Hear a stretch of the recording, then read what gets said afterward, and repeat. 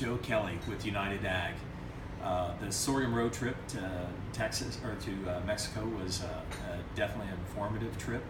Had an opportunity to see a wide cross section of Mexican end users from feedlots to dairies, poultries, and swine feed producers, end users.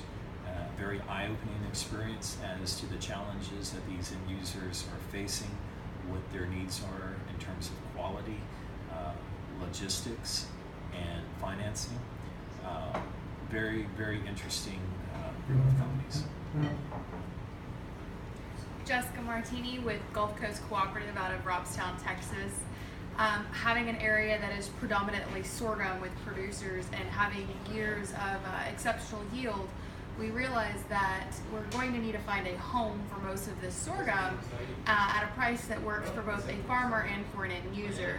This trip to Mexico, like Joe said, allows us to see many of the end users, but also highlights a lot of trade barriers that we need to get down as far as logistics down to Mexico and financial situations that I believe can be solved and hopefully will be solved by having these open conversations.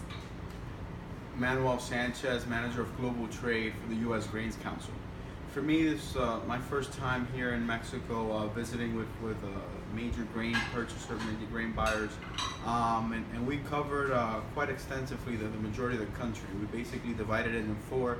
We started our mission in Monterrey, and crossed over to Torreón, went down to Guadalajara, Jalisco, and here we are in Mérida.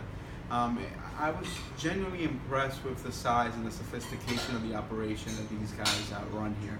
They run a very efficient business. They know the markets, and there was a need for for following up with their natural markets. And the U.S. has been a market that has served this region of Mexico for many years.